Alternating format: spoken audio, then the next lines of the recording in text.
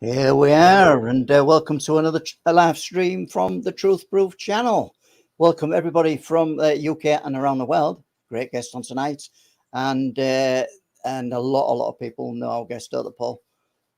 Certainly do. Chris Evers has been around a long time, hasn't he? Let's face it. I mean, he'll be laughing to us when he hears that. But yeah, he's kind of old school ufology. And what's wrong with that? Nothing. All good. Nothing at all.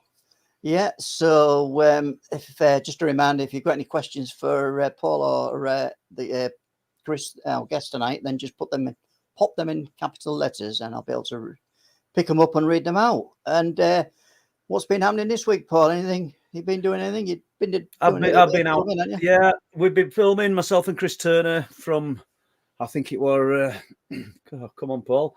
Last Saturday we started, and we've had some really long days. Chris went home yesterday, got loads done, and then it's full steam ahead with myself and you now, Les. You know, we just keep chipping away. Yeah, I know we've got a date penciled in for a couple of weeks' time.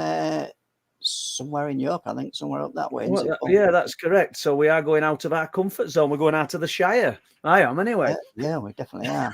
And Christmas will soon be upon us. So it's just a reminder now that we will be having a panel guest slot, and we can confirm somebody for the panel, can't we? We can confirm a few names. I mean, we'll have a regular one, as in Steve Meara. And and we hope to get Nathaniel Gillis again, and brilliant guest, the Kinsellers. So I can see one of them's in the chat. I don't know whether it's Ron or Philip. I did see a Kinseller, and that's all good.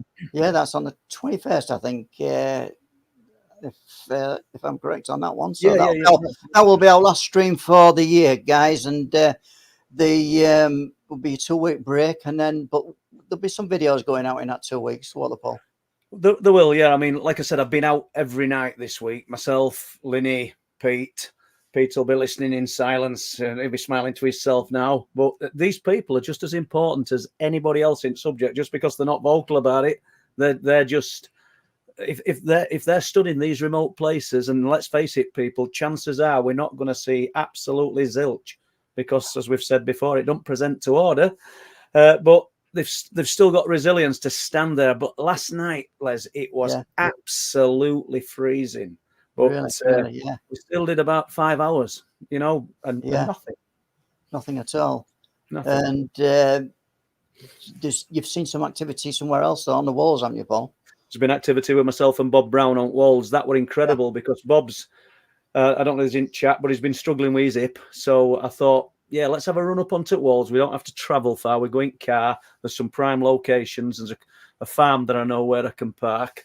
So we did just that. And on the way back, we just stopped at Waldgate. I maybe touched on it last week, didn't I? And these incredible lights showed.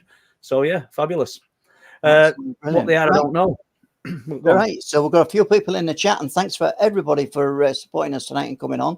I think I'm seeing the number 101 concurrent viewers. So fabulous. That's good. So we've got nicknames: Sober Carper, Ralph Winters, Nathaniel Gillis. I tell you what, one of the best researchers in the world, without a doubt.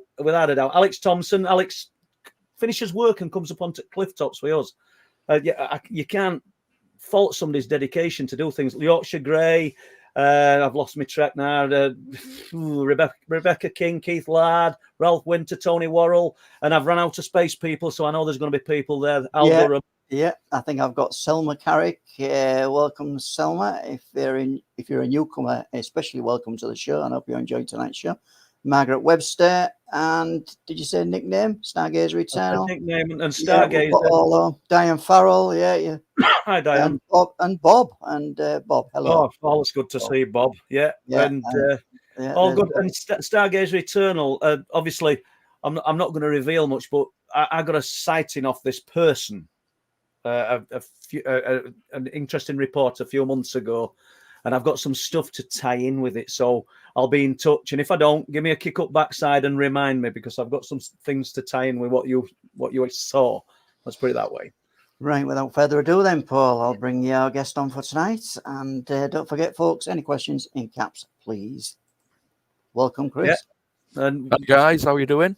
All good. And tonight, as most people will probably know, but we've got Chris Evers, known for Outer Limits magazine. And as I said before, I don't think he'll mind me saying this, old school ufologist, been around a long time looking into the subject of UFOs. And look at that beard.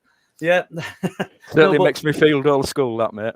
But no, Outer Limits magazine, Chris. And more importantly, I thought first time, I mean, you've just written your first book, which we'll talk about a few things in book tonight. And you're kind enough to send me a copy, which went to wrong as address, by the way. So I've only had it. That's a royal mail for you. But, all good. So, Chris, welcome. Thank you, guys. Very nice to be here. Thank you for giving me the opportunity once more to come onto the show and discuss things in the world of ufology and Outer Limits magazine and other things related to Outer Limits magazine. And of course, my first attempt at writing some information out for people to divulge about this fascinating subject we all follow. And just at that cue point, Chris, if I play your little animation that you did, please and people can see. That's that one.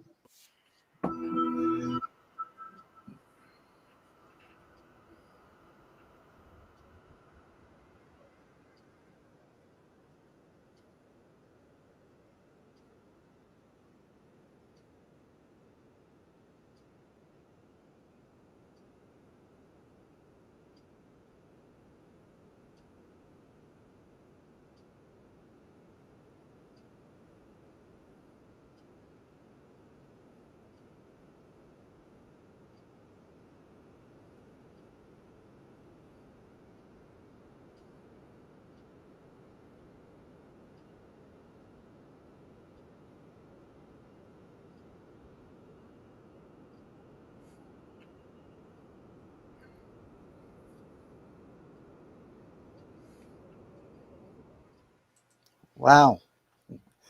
Brilliant, is that, Chris?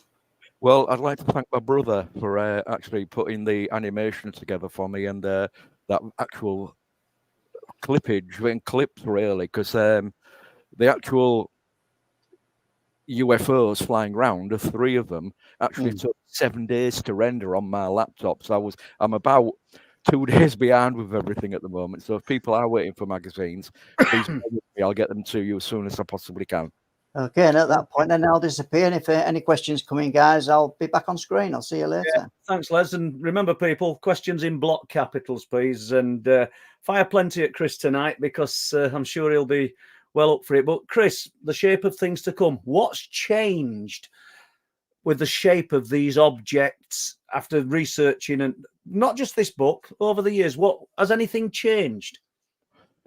Well, when we look at the shape of these unknowns, these craft that have been reported over the years, I mean, if we go back to roughly 2,000 years ago, we have a famous encounter from Constantine, Emperor Constantine, who claimed he saw a flying cross in the air when he was trying to unite the Roman Empire under his banner, basically, and he saw this flying cross, and he had a message which said, you know, if you fight under this banner of this cross, I will be on your side. You will win, basically. And so we've had that. We've had other sightings from one in Japan in the 1200s, which a famous priest was being executed, was being beheaded, and something large and silvery, as big as the moon, was seen in the skies above this event. Now, this was about 1240 AD. You know, this was seen flying around the sky, and because of this, the man was spared his life. He was allowed to live. So no doubt he was quite grateful for that. You know, we've had other reports in the 1700s of things going on in Turkey and with the Tatars, which I think is Hungary area, of things like flying crosses, flying coffins. You know, what the hell are flying coffins? These things have all been seen of a millennia. And of course, we come forward to 1947, where we have the famous sighting with Kenneth Arnold, who, well, as we know, this was the one where the term flying saucers was coined. But Kenneth Arnold didn't actually say there were flying saucers. He said they skipped across the airwaves like a saucer would, or a pie dish, or something like that, if it was skimmed across water. But it was an enthusiastic member of the media at the time who called them flying saucers. And of course, that name bit, and it lasted, and it still lasted 70 plus years later. So we have all these things, mate, that have changed over the millennia until nowadays. We have orbs, we have, UAPs, as they're called, the Tic Tacs.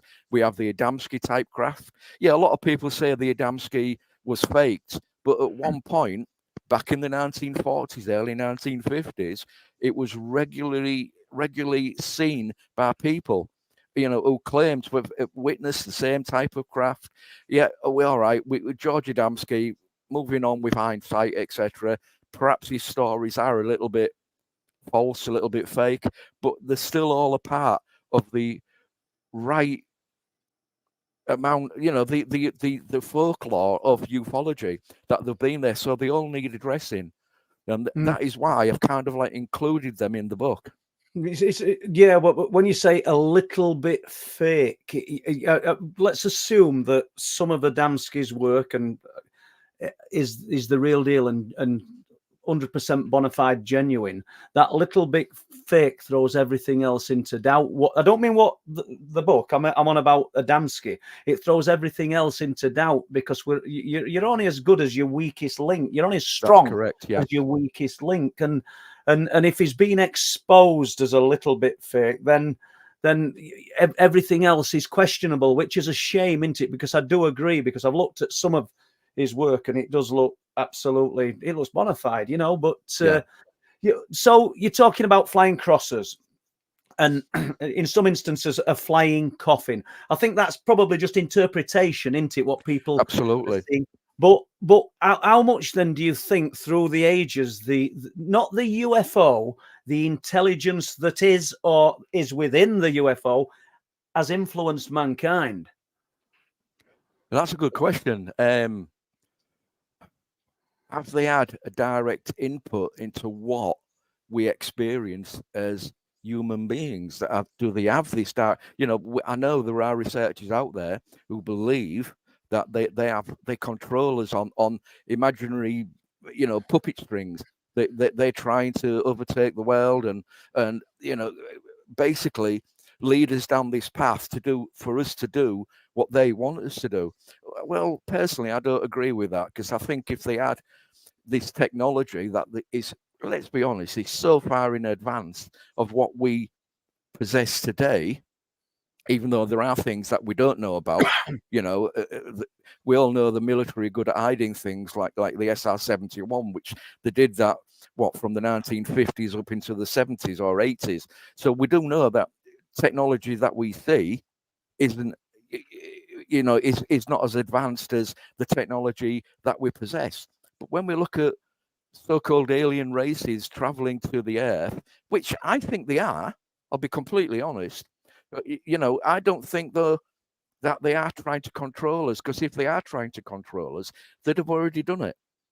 They'd have already taken over. Why keep us dangling on a string when eventually they're going to control us anyway? But maybe it's not a matter of they're trying to control us, Chris.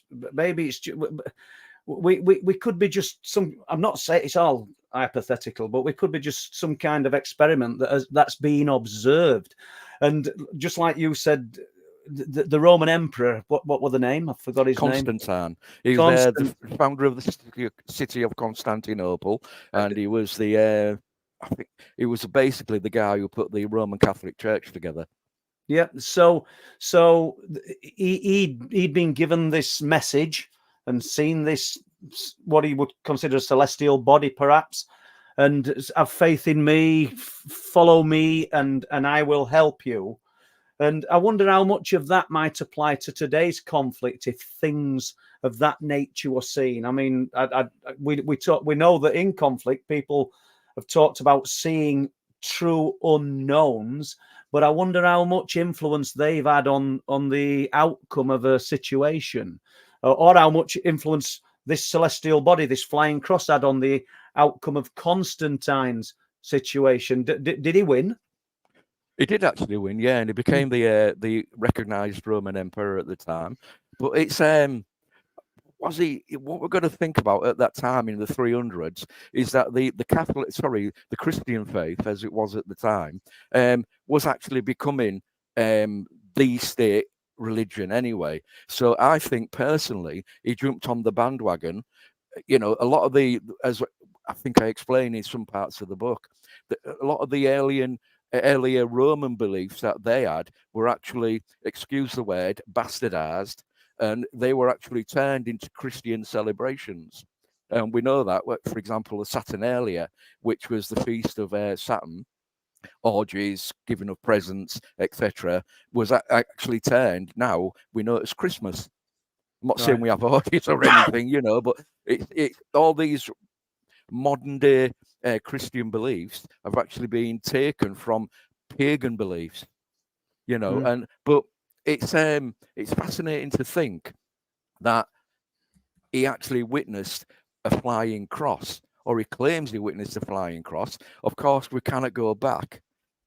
We don't have time travelers yet. We cannot go back. None of us are Doctor Who, and we can't go back and see the actual events on that day and see what actually happened. Did he see something in the sky? We have to take his word for it. But it's quite interesting that flying crosses are still seen today. You know, if you look at Newfork, the National UFO Reporting Center, which is in the United States, which, remember, is only one organization worldwide, they still get round about 10 to 20, I think it is, reports yearly of flying crosses. So these things are still seen. Where are they? You know, where are they from? Where do they come from? What are they doing here? Are people mistaken? You know, is it an aircraft seen at a different angle? All these shapes have to be taken into account, though, in the world of ufology that we live in, to actually give us an answer to what we're trying to seek. But and you said a flying cross. It's almost it doesn't almost as it has religious connotations. Yeah. So what you've got to remember, though, Paul, is that flying crosses are not just the Christian style cross. There's also the cross of Lorraine, which is a single upright with 2 bars across it at the top, and then you've got the standard cross like this as well. There's an account from the 1967, I think it was October the 26th, where we have an ex-RAF photographic interpreter. It was in the RAF, I believe, during the Second World War up into the 1950s. I forget his name right now, but I've got it wrote down so I can go back to it if you want me to. He actually was walking 2 dogs on the Moyne Downs, which I think are down south in the Dorset area. And he happens, it's a bit of a windy day, but it's about a force 8, and he happens to lie down in a dip in the ground. And he witnesses what he claimed was like a movement in the sky, which turned into an X-shaped flying cross. Now, the RAF and the MOD were that enthralled by his encounter and what he said he'd seen. They sent 2 or 3 people to examine him and find out what it was that he'd seen. Now, needless to say, once their report came through, they actually blamed it. He'd fallen asleep in a dip in the ground with 2 dogs out walking. One was a Dalmatian and the other one was an Alsatian, I believe. And they claimed that the dogs were biting him and licking him and so on and so forth. Now, he wasn't very happy. I'm sure an ex-RAF photographic expert would know exactly what he was looking at in the sky. That full tale is in the book. So it's showing crosses are still relevant today, without a doubt. But and we're going to stick to the narrative of the flying cross in a moment. But why do you think that is sighting and what he described? What warranted people to come out and interview him and interrogate him and try and discredit him? Because there's people.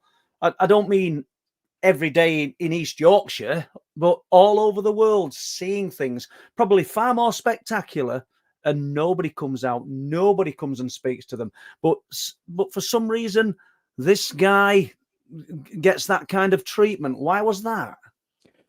Well, that to me would suggest straight away that the authorities have something to hide. There is Exactly. something beyond these sightings. Everything from, as I mentioned, the orbs that were flying around, the tic tacs that we're seeing today. There are, these things have been going on for millennia, Paul. And they're trying to hide something. They're trying to keep something away from us. But with people like you, Les, and other, people who do a bit more research than I do nowadays, we will get to the truth. And it's time the British government got up off their own backsides and followed the American example, even though I know there are 5 countries associated with what's going on in America who share information. It's time Britain did the same thing. Yeah, I would agree. And do you know, Chris, the orbs, I know that obviously the title of the book tells us what we're about here, the shape of things to come, people. But, and the shape of UFOs and how they've changed or how they haven't changed throughout the ages. But the orbs, I think I don't know whether it's shown up in the research, but I think the orbs will have been present throughout all of that time. It's just that they will, in my opinion, going back hundreds of years, will have been looked at as more of a mystical, celestial type apparition, or maybe even demonic. You never know. You what? Sorry. Sorry, Paul, but maybe even demonic. You never know. Maybe. Well, in some instances, maybe there are dark sides to this, and well, I'm not. I don't say maybe. I'm absolutely certain that there are. Often the phenomena itself, just to detract a little bit, when we first engage with it. Because I don't think anything's purely random. That I suppose some people do fall upon these things, or they're in the wrong place at the right time. But a lot of time, I think it's calculated. This intelligence, this other, I think it knows exactly what it's doing when it's interacting with people. And a lot of times, let's jump away from ufology. Let's jump to spiritualism. Let's jump to people using a Ouija board. They have an exciting experience at first. It's a thrill. And the more we become aware of there's something to it, the more the phenomena grows in boldness. But it usually turns out to be not so good. Do you know? And I don't think that everything that we're looking at in this subject is wholesome. Let's put it that way. A lot of it turns a little bit sour, and that's why when you were jumping back to the cross and the Roman Emperor Constantine, was it? It's almost like he's been influenced. The shape of the object. Exactly. And so how much? So how much do you think mankind's been influenced by the UFOs? That's a good question, mate. I suppose if I had the definitive answer for that, I'd be a rich man, But I don't. All I can think about is when I first had my experience back in the early 1970s, which I know we've discussed before. Yeah, but we need to do it again. So, but not you just yet. Carry on, Chris. It kind of like fired up my imagination and my interest in the subject. I'm 50 years later, Paul, this year, and next year, and I still have not got an answer to what it was that I witnessed, but I've seen orbs myself and things like that. So it's are they trying to control us? Well, perhaps so, by giving us this thing to go off on. Some people could come around and say, well, it's Satan, the devil, who's doing this to try and turn you away from God. Now, I don't particularly believe in God, as you know, but I don't think that it is a religious thing. I just think these things are there, and what the reason is, and why they're actually, a lot of people experience these things, is like you say, we're in the wrong place at the right time, kind of thing. Yeah. And I've been involved with the subject, as I say, 50 years, and over that 50-year period, I've had 2 experiences, which makes these an unusual occurrence, as far as I'm concerned. If people see these, are they blessed? Are they not blessed? What does it bring something good to their lives? Does it not bring something good? A lot of people have experienced a lot of trauma, as we know, Paul, when they've seen these things. Some people have gone overboard, and other people have done things like set up organizations to try and find out what these are. But will we ever get an answer? That's the question. And as I say, with the book, I don't really try and explain them away. I mean, for God's sake, that's above my pay grade, as it were, because if I could explain them away, then, like I say, I'll be a rich man, I suppose. But at the end of the day, all I'm trying to prove with the book is that these things are going on. They've been going on for millennia. Some people somewhere do know what these are, and some people somewhere need to get off the backsides and get out there and tell us exactly what is going on. Why? It's not a trick question, because I don't know the answer. Why do you think some people somewhere know what they are? Could we all be in the dark, but some of us have just got a little bit of more knowledge, and we're suppressing Joe Public, Paul, Chris, Les, Chris Turner, Steve Meara. We're suppressing it all because they might be just scratching the surface of the truth, and we know a little bit more. And if we don't want the masses to find out, because it could steer the populace in a different direction. Why do some people potentially know more than others? Well, I suppose really that's a question that we should ask of people like, is it David Grush in America? Where did he get his information from? Where did the people who gave him the information get their information on? Were they directly involved? do they have contact? You know, it's time that all this information was brought out to the public. And that's about the best answer I can give you, really, Paul. And is that information? And I've no dealings with David Grush, but is it all bona fide? Because we were supposed to have heard more by now than what we've heard from those hearings, and we haven't had anything remotely groundbreaking just yet, have we? No, we haven't, and that's the annoying thing, as it were. You know, I mean, we've had other hearings, as we know, like in Mexico, with people like Amy Musan bringing out these alien bodies, which, you know, my own opinion is that the man-made, basically, and I'm sure other people like Steve Meara agree with that. You know, but that is about, you know, the most interesting aspect. At least it's something different. At least, God bless him, you know, and he has a bit of a bad reputation for things in the past, you know, but God bless him for bringing that kind of information out. At least he's prepared to stand there, you know, in that public platform in Mexico and say, well, hang on a minute, guys, we've got these bodies. They're not human. They're not. But I wouldn't necessarily say God bless him, Chris. Because that can actually harm the subject as well. If we're perpetrating a hoax, then we shouldn't. I'm not saying that because I've no proof, but we shouldn't be saying God bless him in a way, because if let's assume he's aware of it. I don't know. It's a difficult one. But the intelligence that is the phenomena, I think it's setting the stage. I don't know what their agenda is with you or me or the populace. I don't know what their agenda is, but it's clearly probably not changed in millennia. But it's steering us some way, or maybe it's adoration. Maybe it wants worshipping. Maybe that's why we're seeing crucifixes, and we kind of channeled towards a certain direction. But you know, it's ironic that ghost hunters see ghosts and UFO researchers see UFOs, and yet the two won't meet. And there's the sad part, because I think we're actually all looking at the same intelligence, and I don't mean one godhead. I don't just mean one thing, but I think we're looking at the same types of intelligence. Just Chris Evers's belief system is UFOs and the structured type craft. Correct me if I'm wrong. Yeah, that's where it's going to lean towards you.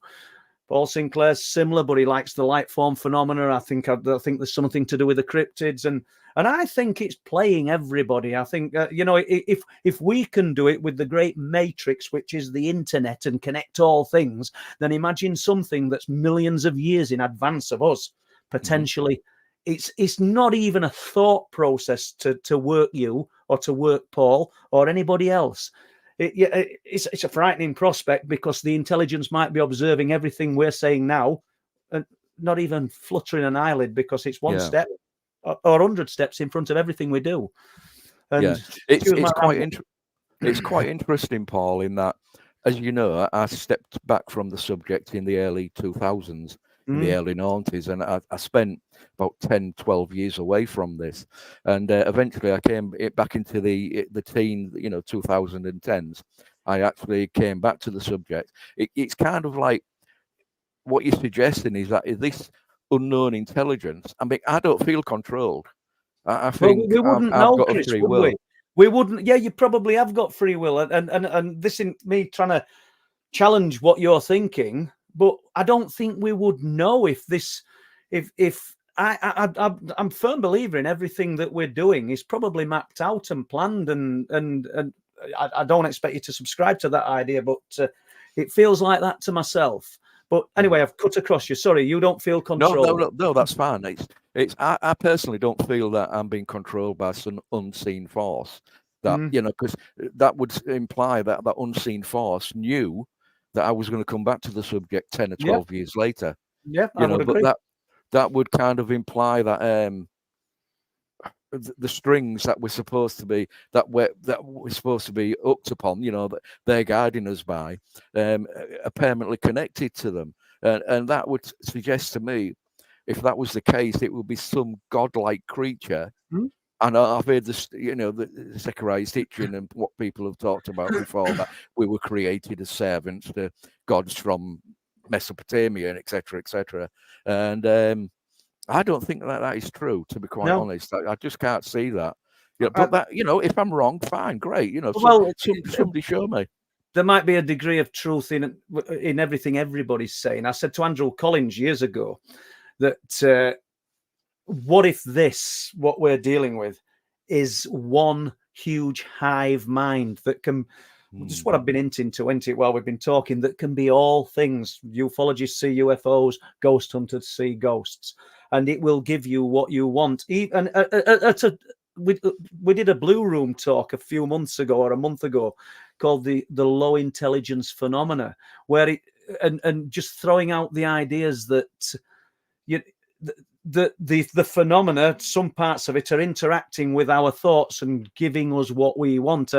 I sort of started thinking about it because of a good friend from Oklahoma who now lives in UK, and he'd had this profound, weird experience. He likes to go and sit in dark on his own and sort of, I don't know, just contemplate. And he had his windows down, and I'll not go into too much detail because I've done it once. I think I have. I don't think I've done it on a live stream.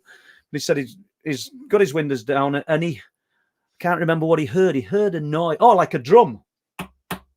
He heard the tapping of a drum and looked into the darkness, and he's in the middle of nowhere. And when he looked back, he said he could see the figure from the alien from Whitley Strieber's book, Communion. He said, but it looked cardboard, it looked flat. And he laughed and he swore and he went, hell, communion, or words to that effect. And then he heard the drum again and looked. And when he looked back, he said, I can see that this sounds crazy, people. I realize, he said, and you're thinking, why are you talking to a man like this? This man's, he thinks deeper than I think. I'll tell you now.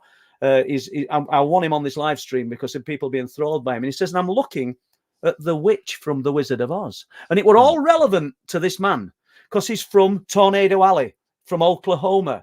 And he's looking at it. And he said, I just laughed and said it out loud. But is the phenomena interacting with our thoughts and giving us what we want? It might not be as crazy as what that sounds. Just ideas, Chris. No, I mean, all I'm talking about, Paul, are ideas, how I view the ideas, basically. And, what is relevant to me might not be relevant to the gentleman from Oklahoma or to Paul Sinclair or to Les Drake. It is a crazy thing that we are involved with. And without a doubt. What makes it more crazy, Paul, is the fact that, we have all these different shapes associated with the craft or the vehicles or whatever they are that we're witnessing around the world, and I've done so for millennia.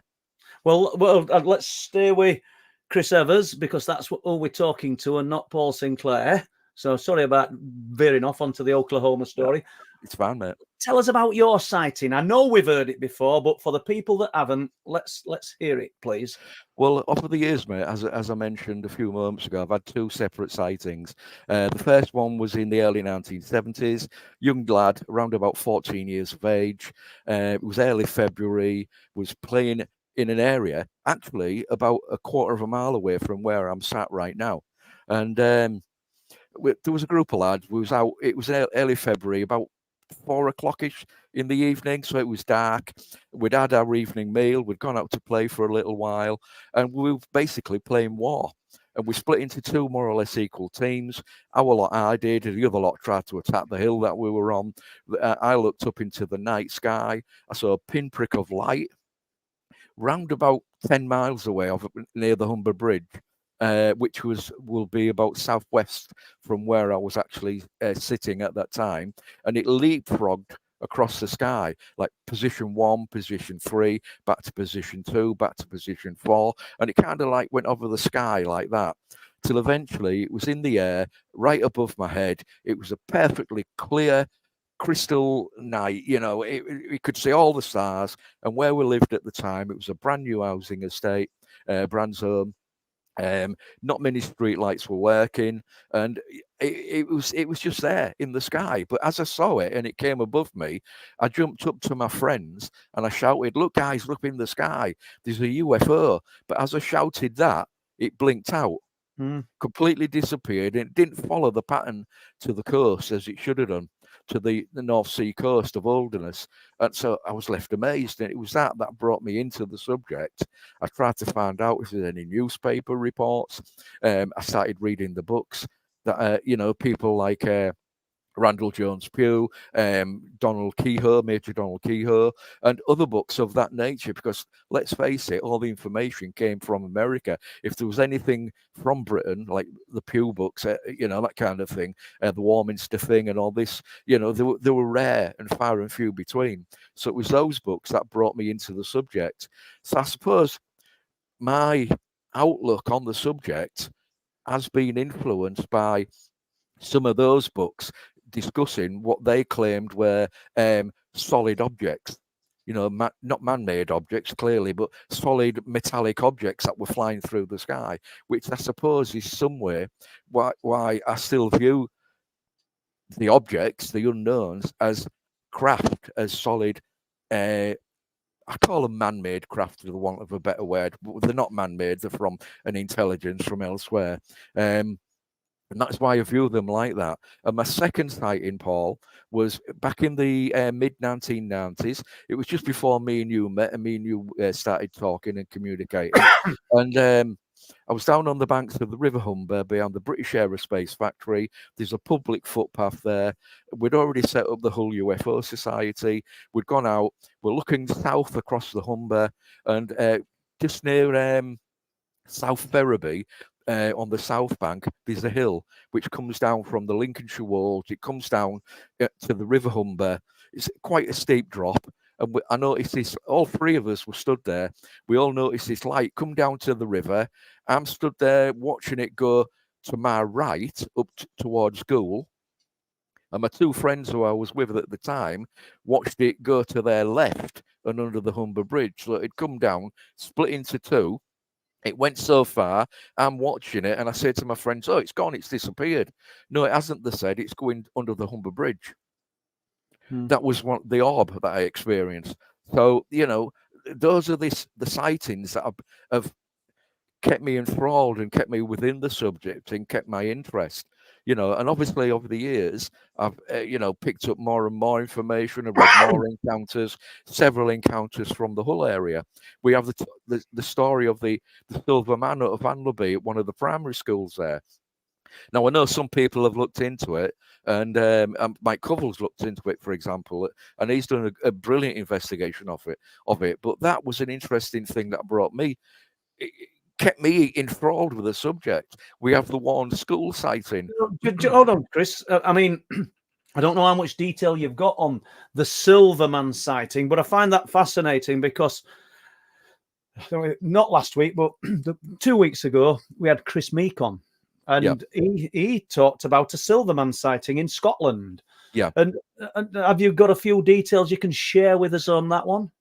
I can't remember the names or the dates. I think it was 77. It was same time as the Broadhaven event, and which again was another school event. And it was alleged that a craft landed on top of a flat school roof, and this young lad who was on his own in the school grounds in on the fields around the school, he witnessed it. He said he witnessed a man or something man-shaped, dressed in silver, what he claimed was a spacesuit, and this spacesuit had a pipe connected to the front, which went back into the craft, he claimed, and he watched that, and when this person, this individual, this thing noticed him, it quickly went back into the craft and shot off up into the sky just to disappear. I mean, I can send you the details for that, Paul. Yeah, it's fascinating. How many witnesses to that do you think? As far as I'm aware, he was alone. But he also said he was there with friends, but his friends didn't see it. So it's one of those again. Is just like to reach out while you're on with this, because it's not forced to be the same sighting. But a few years ago, I was at the OLM Conference, Alan Raw, in Hull. Now you probably remember it, Chris, won't you? We were there, sat next to each other, mate. Yeah. What, 5 years ago? 4 or 5 years ago? Yeah, it was there the year of the first pandemic, mate, 2019. And small world, this man might get to listen to this.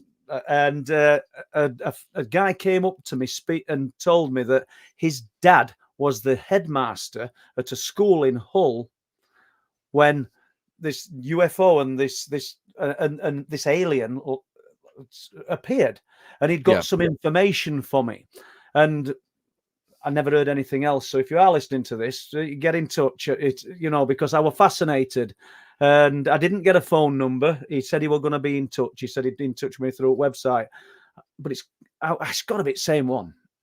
It must be the same one. The only other major school event is the one that from Warren Village School, which again was in the 70s. A group of 3 or 4 children, probably more because it was the playtime, actually saw a silver-shaped craft go flying at the back of the grounds of the school. It went from the River Hull area, which is slightly to the west of the village of Warren, and it flew in a northeasterly direction.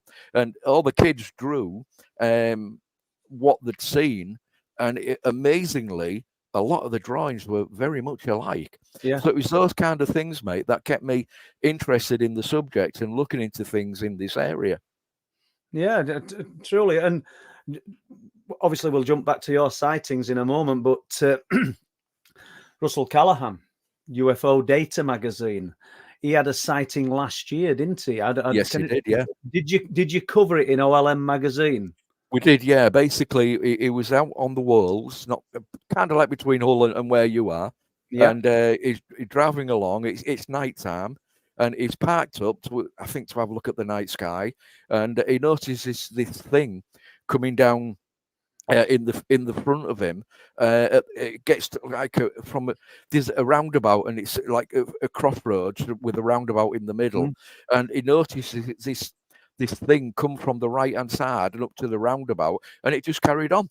And it was, I can't remember exactly how he described it, but that is the basis of his story. I know he sent you some details. He sent me some information, and I've got information coming out my ears, if I'm being truthful, Chris. And welcome to my world, Paul. Yeah, it were a bank of orange lights. Yes, that's right. And at first, I think he likened it to some kind of like gritter or something like that, even though it probably weren't. Yeah. But he thought it were on the road, but then it just disappeared off the road. Yeah. So he'd had this great sighting, and he's recording the detail, and he's saying, "I'm going to send this to Paul." And it were a fascinating sighting, and I hadn't seen OLM Mag to see whether you'd actually detailed or documented that one. I think it was. I'm 90% certain I included it. As you can imagine, I get a lot of reports and a lot of things coming in for the mag. What I'll do for you, Paul, I'll go back through the mag and I'll try and find the article for you. In fact, I'll just send you the mag anyway, so you can have a look through that. So then let's just stick with mag for a minute. What's good evidence, Chris? What do you when you're putting stuff in Outer Limits magazine, the online magazine, which is very good, by the way, people, because I've read quite a few copies of it. What separates it for you? What are you looking for? And I mean, do you throat net wide, or is it a certain criteria? The net is wide open. As you know, I don't just cover UFOs in Outer Limits magazine.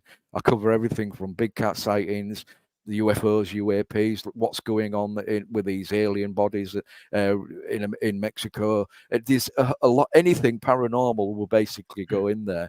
But my speciality is the UFO field, so I do try and concentrate on that a little bit more.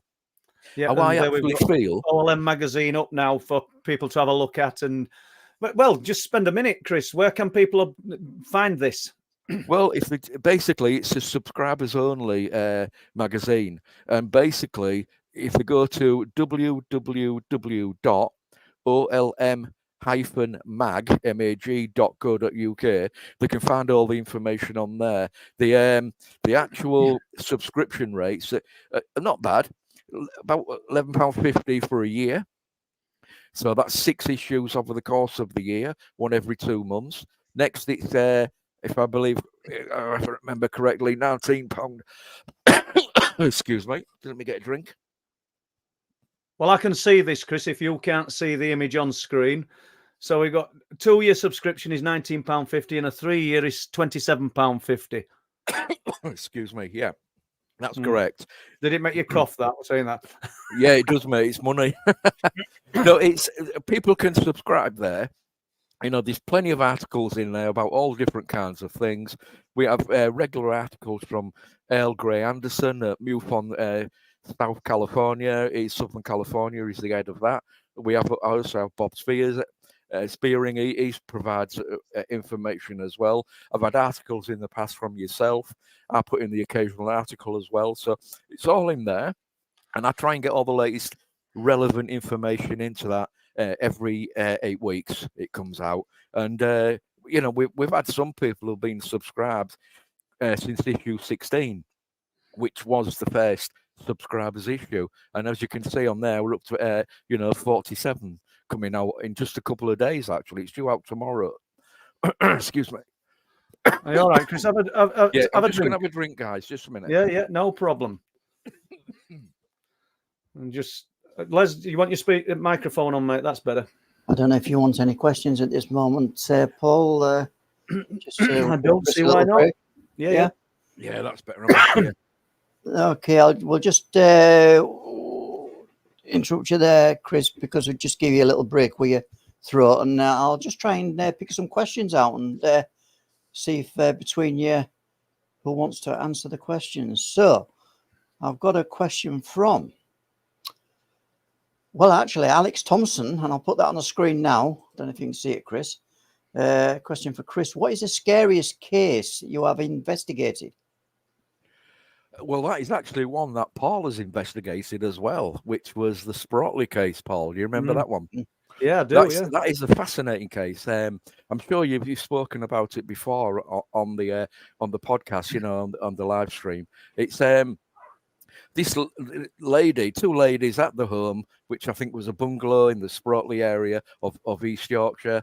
They witnessed a strange event in the sky where they said something came down, landed in the garden, and they saw alien faces at the window. And they took a photograph of it, she said, which I'm sure Paul's got a copy of. I know I've still got a copy of it somewhere, you know. And that for me, it was quite interesting because the younger of the 2 ladies actually witnessed it as an alien. And I think the older lady, whose name I forget now, sorry, Paul. Muriel Robotham and Sandra Walton. Thank you. Yeah, mother and daughter. She witnessed it as an angel, didn't she? So it's weird. Well, yeah. I think the reasoning there was, and lovely ladies. You've met them, and I met them both. I was with Steve Ashbridge when they lived in York. We travelled to Knaresborough to meet them, and the son or the lady's brother. Obviously, Muriel's from a different generation, and she looked upon it as some kind of religious experience. And Sandra, we're into the age of Star Trek and Doctor Who, and it was an alien experience. Yeah, they definitely, in my opinion, so I don't want to say they definitely did as though I'm all knowing, but in my opinion, they did experience something. And I'll tell you what's interesting as well. I don't know whether you knew this or I might have told you, but it never got spoke about. But Muriel's husband was a Coast Guard. yes. Yeah, I knew that. Yeah. And there's a bit of information there, and I think they've recently done, and I can't remember the name at TV program, but they've recently talked about this on a TV program within the last few months. And what I find fascinating is this story, unless more information's come to light, and I can't believe that it has, because I spoke to Muriel for hours on the phone, and then met her daughter. And they never talked about seeing aliens covered in what looked like marbles, tons of metallic bubbles. But on this TV program, all that came out. So the mythology is evolving. The Chinese whispers are evolving, because I don't know who's given them that information. And unless we weren't privy to that information, it's evolved. The story's evolved for a TV program. We've seen it all, Chris, haven't we? We see these UFO documentaries. I certainly do not remember them talking of these like bubbles on the bodies, mate. When I mean, the photograph that they've provided anyway, it doesn't show anything like that. It shows nothing like that. And they lived in a bungalow at the back of a chicken farm. Yeah, and they actually moved out to Knaresborough area, didn't they? And they lived on a turkey farm, if I remember correctly. And what happened, Chris?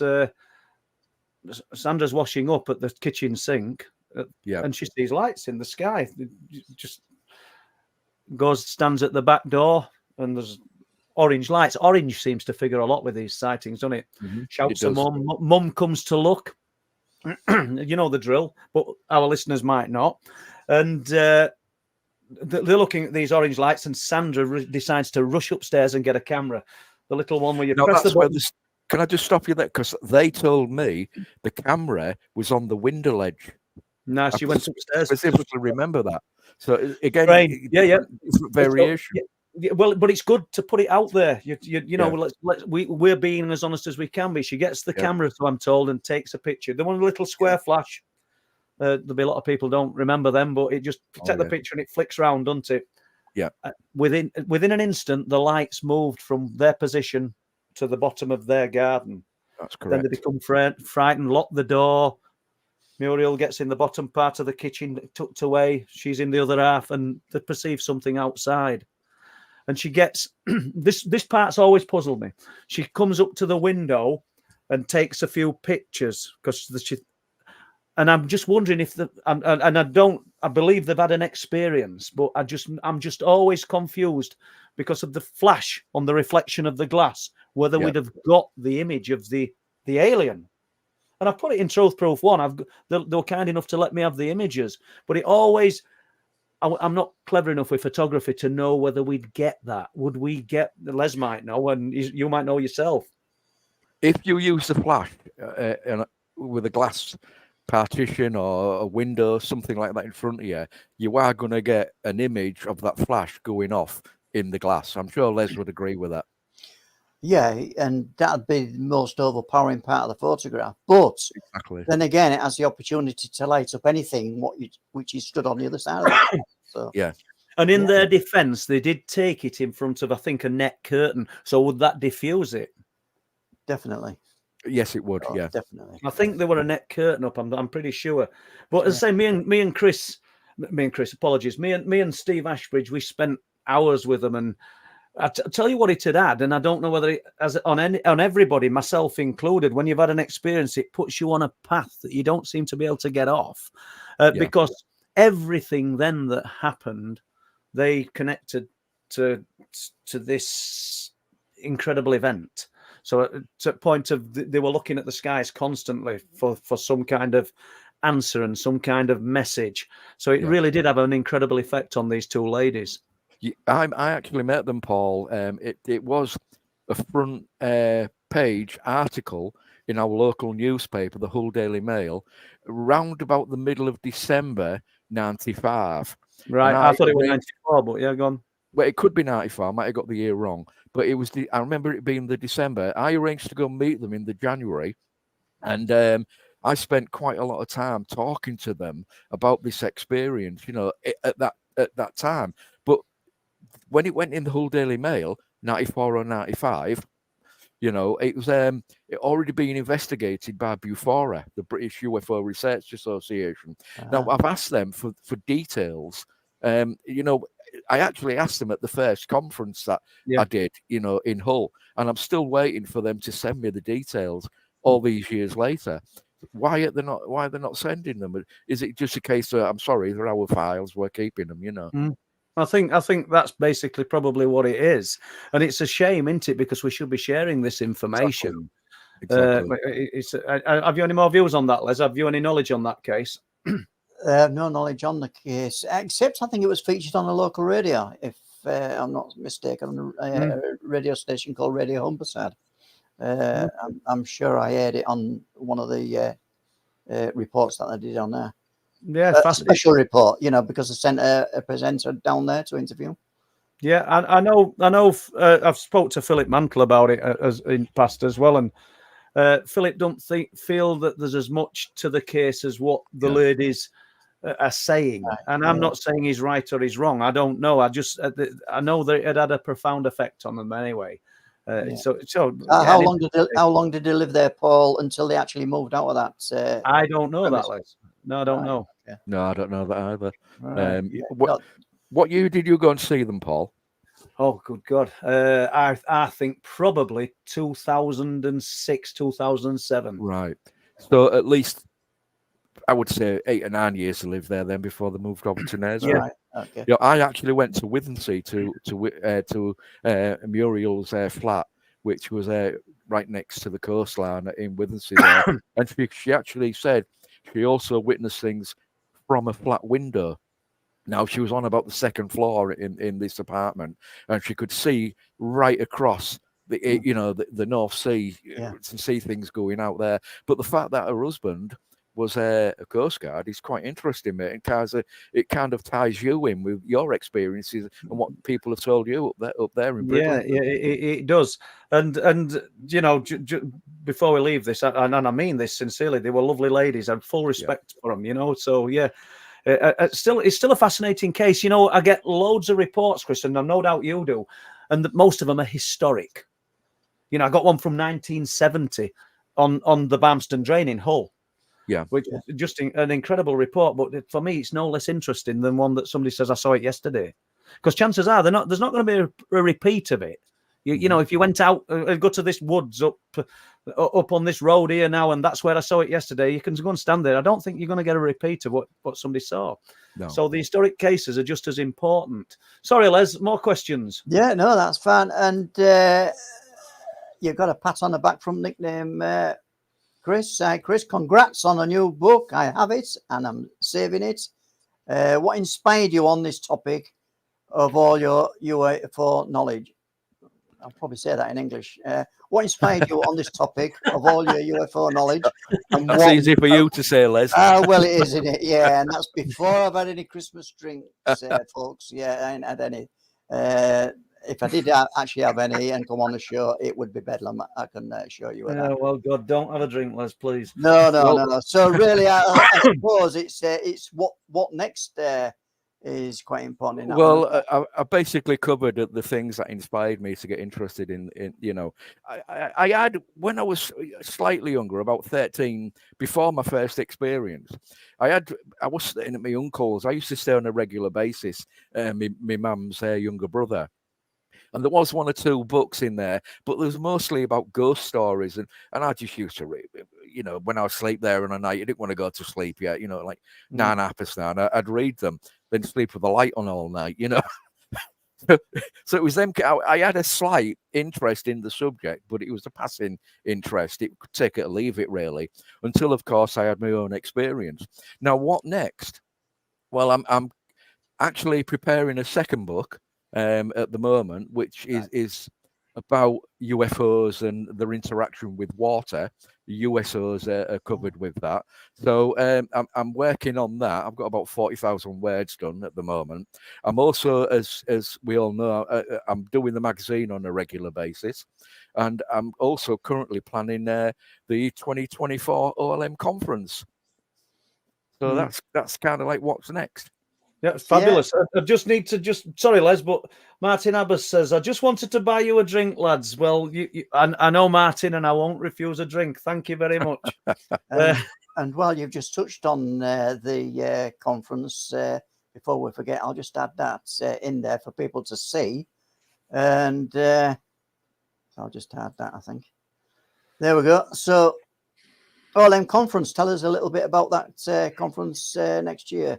Okay, well, this is the reinvigorated conference, because this year, I think because of the 2023 event, I actually cancelled. I had enough to run the conference, but not enough to pay for people's traveling to and from the conference. So, I thought, well, 2 months, I've not sold any ticket. 2 months before the conference, I've not sold any tickets in a while. I'm going to give it another few weeks. I'll see what happens. If I don't sell any more tickets, I'm going to have to knock it on the head. I knocked it on the head. I paid everybody back. Some people were kind enough to say to me, no, it's okay. I know much work goes into these kind of things. The ticket fee, which was very, very kind of them. So I'm very grateful. But I've planned next year's, as you can see there, for the 14th of September 2024. It's still at the Hull University, but it's not in the large theatrical style hall that holds 410 people. I'm doing it in the Kingsley Suite, which is more or less smack bang in the middle of the university campus. But if you go to the www.olm-mag.co.uk website, there's information on there all about it, and it's going to be an all-day event. Doors open at 9:30, first talk at 10, finishes about 6:30, and up to now, I've had promises from the following speakers: Jason Gleaves, he'll be coming to talk, and Ronald Kinsella will be coming to do a talk for us, and a new individual. Not only is Jason Gleaves a new individual, I'm very pleased to say that I've got Graham Rendell, who will be coming across to Hull as well, and presenting a talk for us. I'll be doing something, probably about my book. And these 1, 2, 3, about 4 of us that I've got definitely booked. But I'm hoping that I can make a little bit of an announcement on the show tonight. Well, all being well, I'll be talking as well. I've had loads on, not necessarily UFO related. There's a bit of a family issue. I'm not making excuses here, and that's as deep as I'll go into it. But all being well, I'll be talking as well at the event. So yeah, that will be good. And the speakers you've got, Jason Gleaves. I'm not sure, has he spoke before at a conference?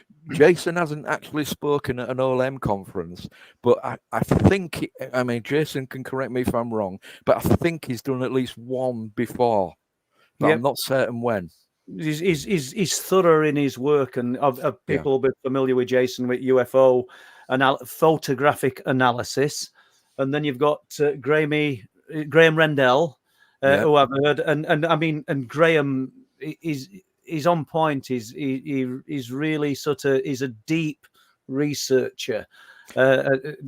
Always worth listening to, and it goes without saying, Ron and Philip Kinsella, two of my favourite people within subject. I'm sorry for giving them a plug like that, but that's just, they are what the subject's about. They are absolutely down to earth, wholesome people, brilliant, great supporters of everything we do. So why could I not support them? And have I missed anybody there, Chris? No, it's only me, mate. So I mean, I make it up as I go along. So no, And so then- no, No, all good, all good. And just to confirm, it's just a one-day event, is it? yes, Chris? it is a one-day Yeah. event. Yeah. Tickets, I can tell you now, I've kept them as cheap as I possibly can. If you're a non-subscriber to the magazine, it's £20 per ticket. If you are a subscriber, it's £15 a ticket. And if you are a subscriber, you can buy as many tickets under the one-off payment that that is there anyway. So if it's like a £1.50 strike fee, which goes to cover all the admin costs that I have to pay for on the other side.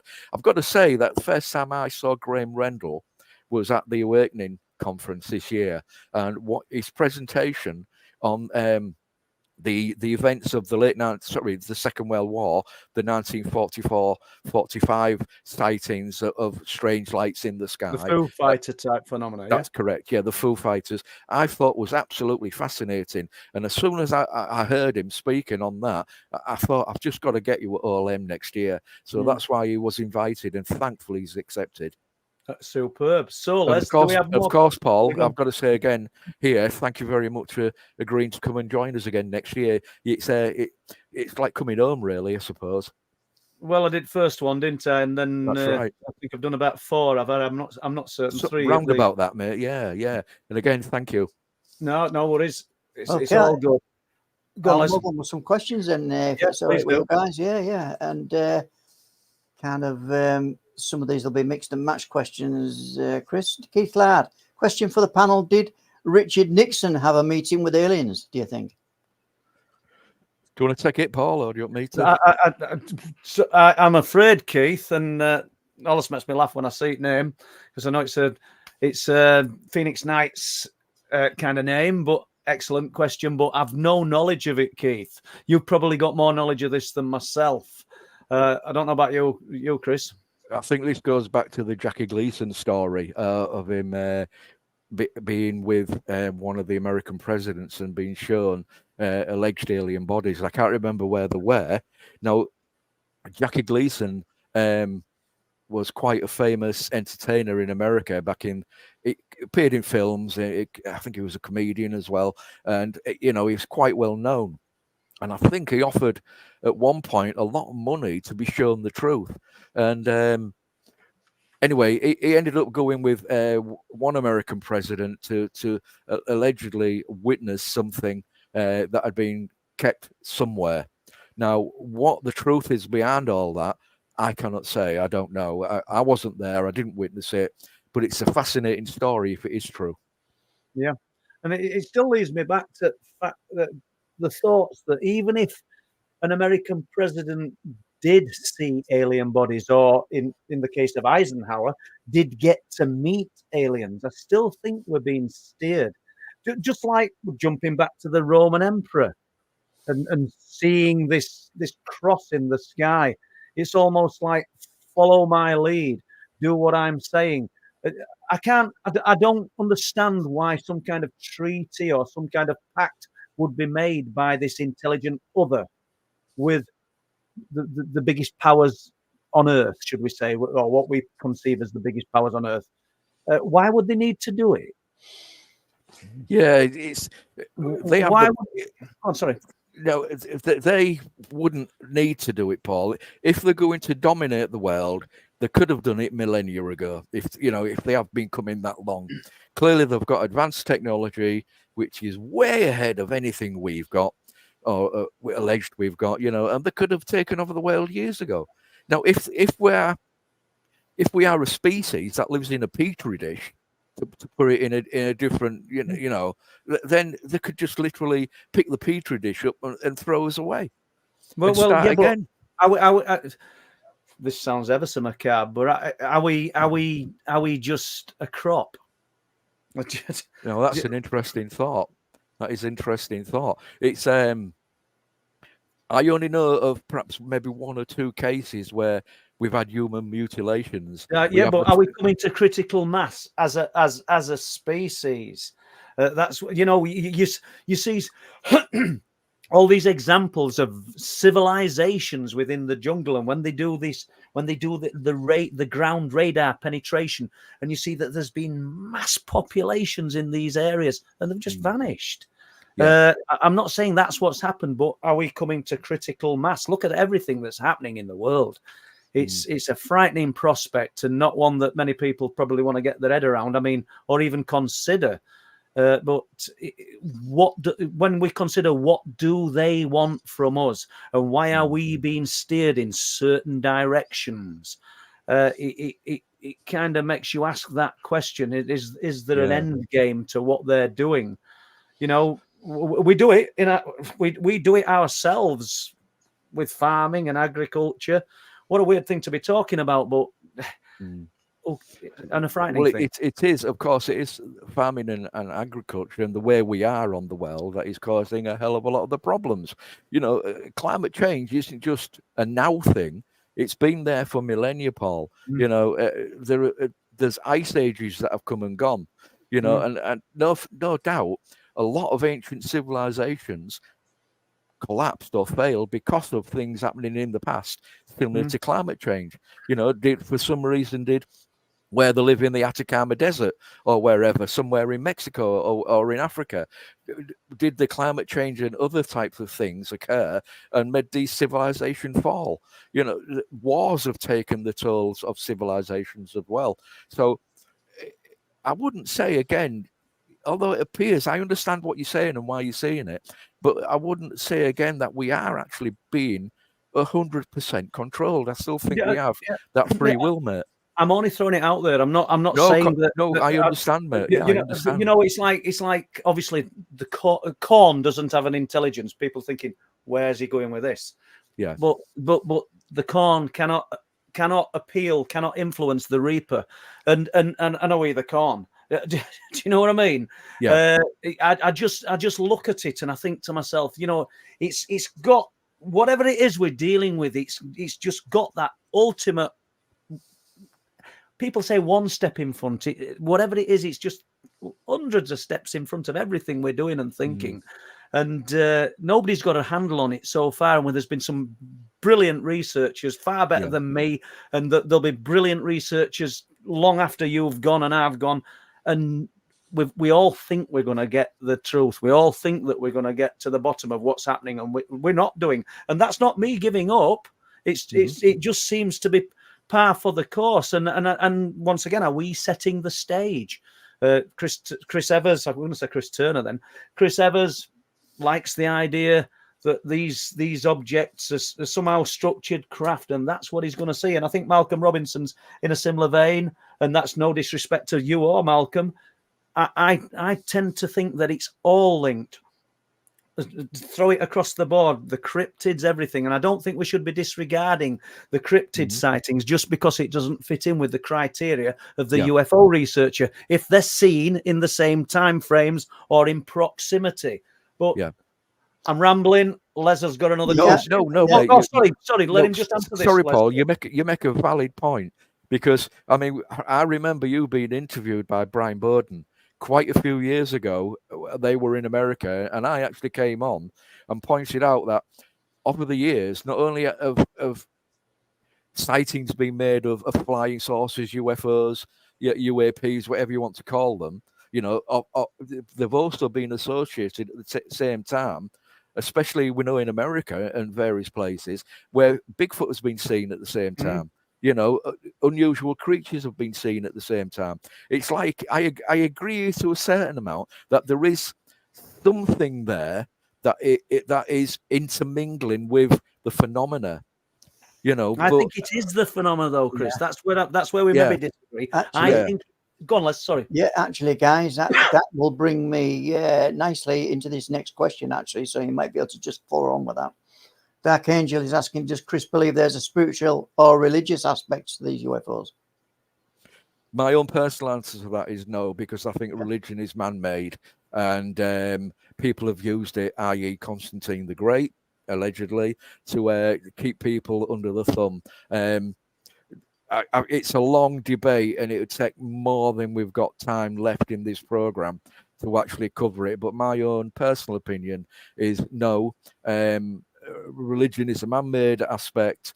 It's done to keep people, you know, I mean, just stop and think, how many different religions are there, you know, in the world? If you take the Christian religion alone, there are many, many different denominations, everything from, I think, Church of England, the Catholic Church, Jehovah's Witnesses, Mormons. They all claim to be religious, and they all claim to be the true religion. They're all saying, you know, Lord, Lord, didn't we do what you say, as it quotes in the Bible?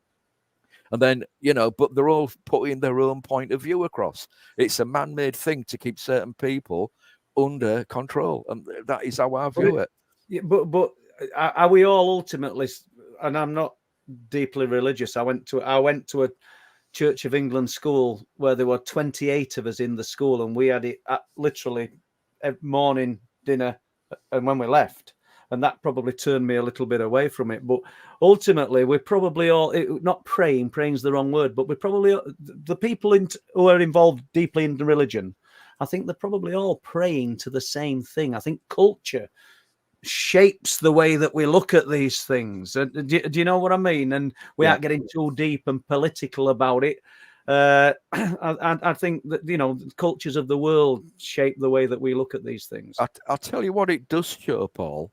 Whether or not people are religious, whether they're spiritual, whether or not they believe in life after death, whether or not we're discussing orbs, crosses, UAPs, flying saucers, whatever we want to call them, it shows that we're all looking for something. We're all looking for an answer to what and why.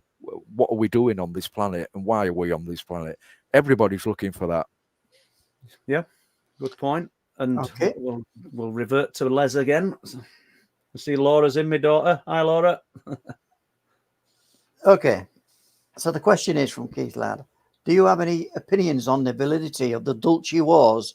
Could aliens still be living there? So is there any proof that they were there in the first place, other than for people who don't know about the Dulce Wars, Chris, probably the Dulce Wars, isn't it? It's Rick Schneider. I don't know what year. Yeah. Are we going back to 90s?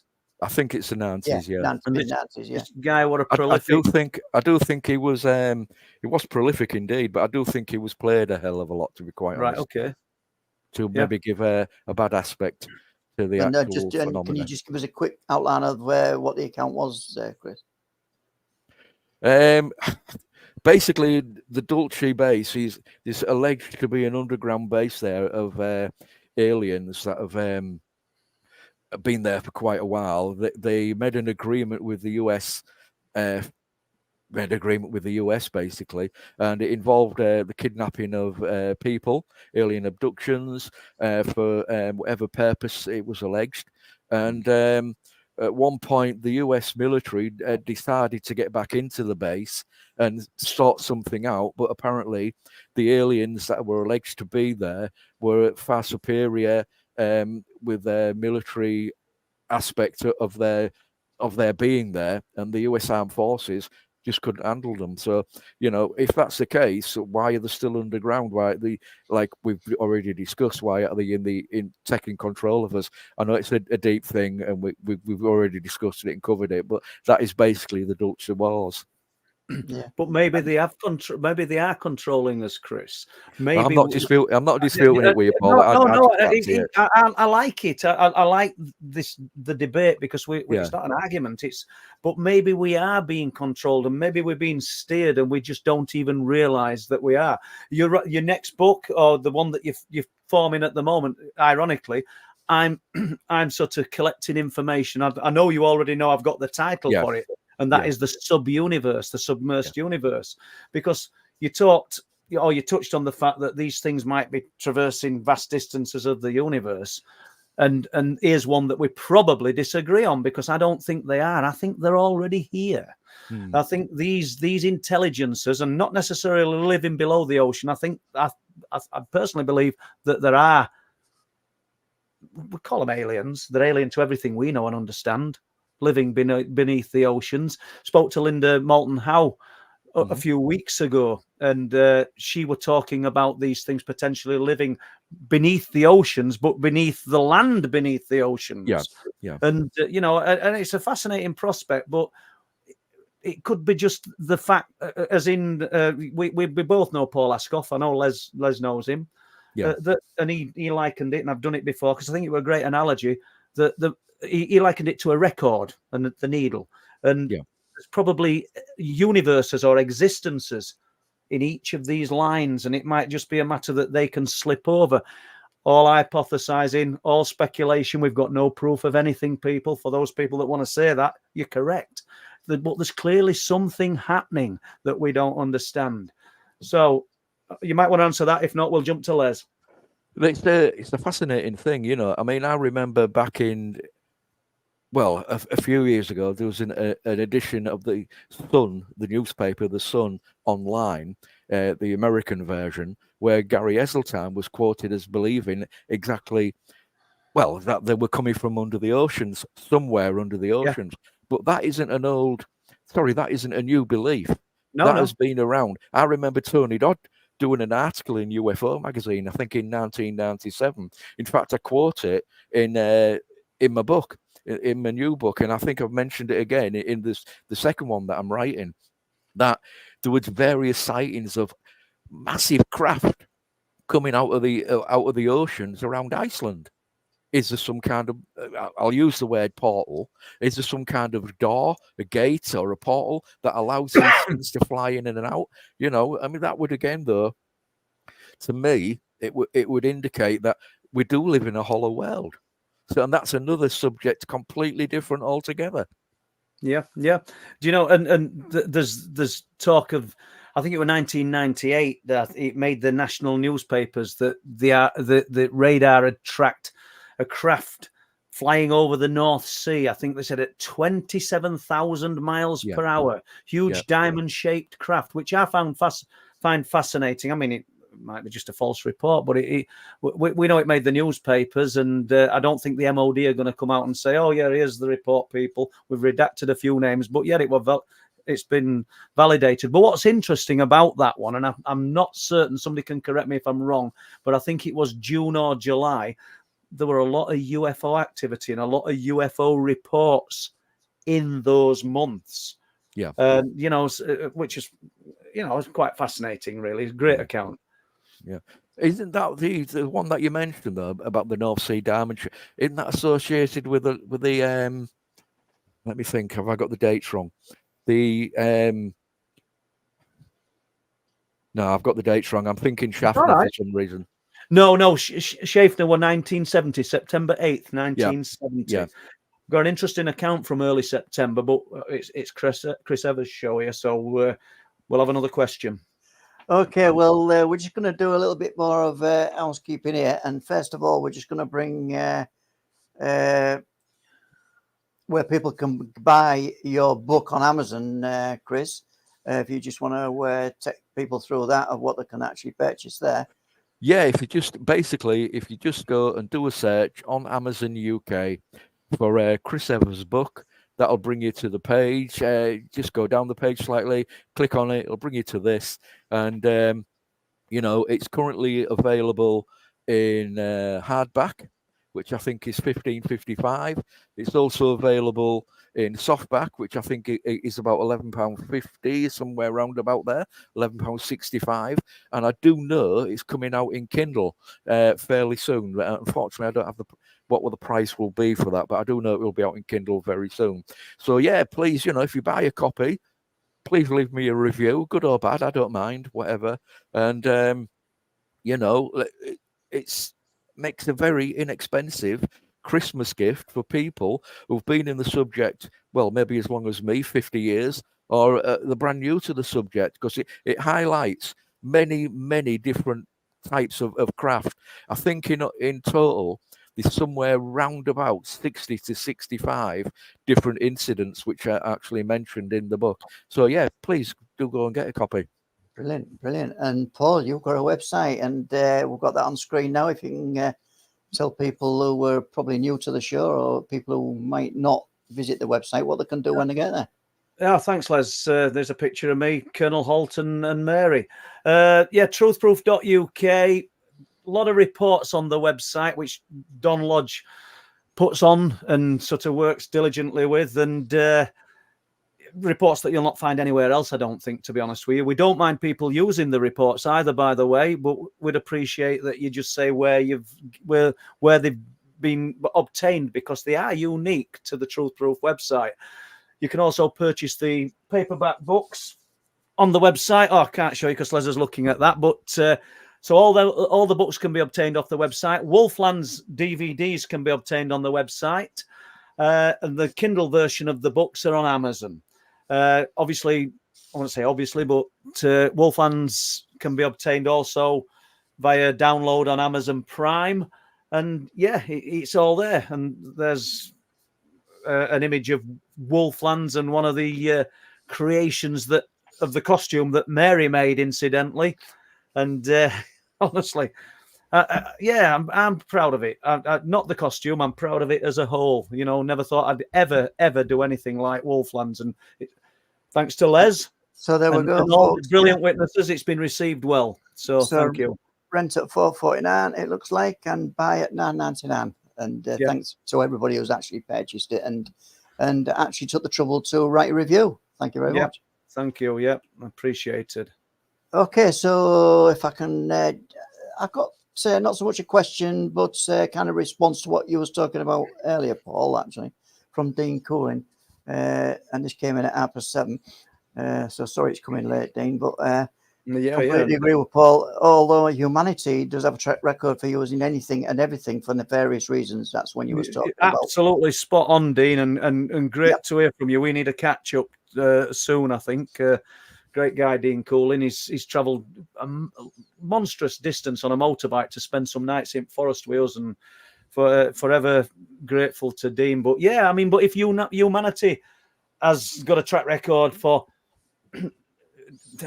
put it up again, nefarious things, nefarious reasons. There's memory's gone. Why, Dean? Have we been influenced by what is interacting with us? Is that the way we are? Because we often hear, and I'll throw this out to Chris as well in a moment, we often hear that, well, the aliens or the visitors, and I'm really loath to say that they're from up there, because I just believe they're here. Well, they'll never interact with us because we're a warring race, and first thing we would do is shoot them out at sky. That's true. That's what our military would try and do, I do believe. But what faith have we got in the visitors? What faith have we got in them? Because when we listen to a lot of witness testimony, a lot of witness reports of their experiences with these otherworldly entities, it's not good. So, do the militaries of the world, do the military know something we don't know? And is that why they would try and remove them blast them out of the sky, for want of a better word, rather than interact with them? Because we know there's not going to be any interaction. Load of questions there, Chris, and just tackle any of it or none of it. It's a fascinating thing, Paul, because when we have tried to interact with them, it has always been aggressive, which, when we look back in the early days of the modern era of ufology from 47 onwards, we have I forget the name of the pilot now, but the Kentucky pilot who crashed his aircraft. Mantell, Mantell, thank you. Yeah. That was a bad encounter that we had with them. We've had these, as I mentioned earlier, animal mutilation. Sorry, we've had the animal mutilations, but we've had human mutilations as well. There's at least 2 cases that I know of. And when we have tried to interact with them, it's typical of mankind that, we've done it to our own species. When the Western world has overtaken smaller countries with the technology that these smaller countries have had, has just been wiped out, and people have died from various diseases and germs and so on and so forth. So, do they stay away from us because they don't want to catch anything, or they're scared of giving something to us? So it's a thing to think about. Well, yeah. I mean, you make a good point, and as a species, anything that we find, any new resource we discover, we deplete it until it's gone, don't we? Let's face it. But who's to say we're not dealing with something exactly the same, and we're at critical mass? That's a frightening thought. Yeah. Okay, I've got a question from Pat. Nice to see Pat. Hi, Pat. Okay, so do you think the shape of the craft tells us anything about their purpose? That's a good question. Well, when we look at humanity, and it's only let's say 120 years since cars were invented or popularized, but the shape of cars has also changed over those 120 or so years. Was the things that were witnessed all those years ago, whether it was a flying saucer, UAP, an orb, or whatever, does it tell us something about the people or the creatures or the visitors, as Paul said earlier? Does it tell us about them and their purpose for the craft? These things have changed over the years, as we all know. As I've mentioned, but the book goes into there's about, oh God, it's supposed to be at least 47 of 50 different designs of craft that we have seen since 1947 alone. But Chris, throwing this one out there, as the shape changed, as we have evolved, has it just changed for us? Or have we changed it when we look at it? We changed it, but it's like anything else. If we look at sci-fi from the 1960s and we look at sci-fi today, it's evolved. So is the phenomena just giving us, once again, do we set the stage? Is the phenomena just giving us what we want to see? And will the craft of tomorrow, when I'm not around 20 years time, 25, wishing me life away. Cut your life short, Paul. We've got to be realists. What I'm saying is, will the people in decades to come be seeing something totally different, as everything within what we look at as human beings is evolving as well? Yeah, I think they will do, because clearly what we've witnessed, or mankind has witnessed over these 70 years anyway, since the modern era, they have changed. So it's undoubtedly they will change as we go forward. We seem to get a hell of a lot of orbs nowadays. One point it was flying triangles back in the 90s. So they have changed and people have witnessed different things. Yeah, I still think myself that the orbs were probably being seen millennia ago. I just think that the people of the day would have been looking at interpreting them as something else. We look at going back to go on. Sorry, Paul. They would try to explain them away in the technology that is familiar to themselves at that particular time period, which is exactly what we are doing now. Yeah, we go back into folklore and we go to Dane's Dyke, Neolithic earthwork, 4,500 years ago. Not Viking, not Danish at all. Neolithic. After this, archaeologists have found that out. But they talk about the White Lady, this ghost that inhabits Dane's Dyke. And I'm talking about in recent years, 20, 30 years, I've got reports of the White Lady. People claim to have seen it. They've not seen the apparition of a White Lady. They've seen a sphere of white light. Yeah. And they say, I've seen the White Lady, the ghost of Dane's Dyke. So it's human interpretation. The ghost that is said to inhabit the cliff tops across Bempton that the fishermen have seen, the what do they call it? The ghost of Big Railings, which is a big stand that's up there. Yeah. It's a white light that they're seeing. They believe it's his head torch. It's a sphere of light. My opinion. Myself and my son Kevin, we did an all-night sky watch down at Bempton. I think it was about maybe a year ago now, maybe a year and a half ago. And we saw a white light actually at the base of the cliff at high tide. Which I got a photograph of it, which I might have sent you it, Paul. I can't remember. But again, it's just a white light moving around on the I don't know if it was in the water because it was that dark. You can't really, as you know yourself, Paul, you can't see Yeah. the sea, you know. But I don't know if it was in the water or it was above the water, but it was there. Nobody's going to be out at that time of night, you know, in the early hours of the morning, 1, 2 o'clock in the morning, How far doing out lobster was it? fishing. How A far single out? white light. How Well, far out? do you know as you go down the main path and you turn to your left, we was in that platform there. Yeah. That's the first one, and it was literally at the bottom where we were standing. It was there.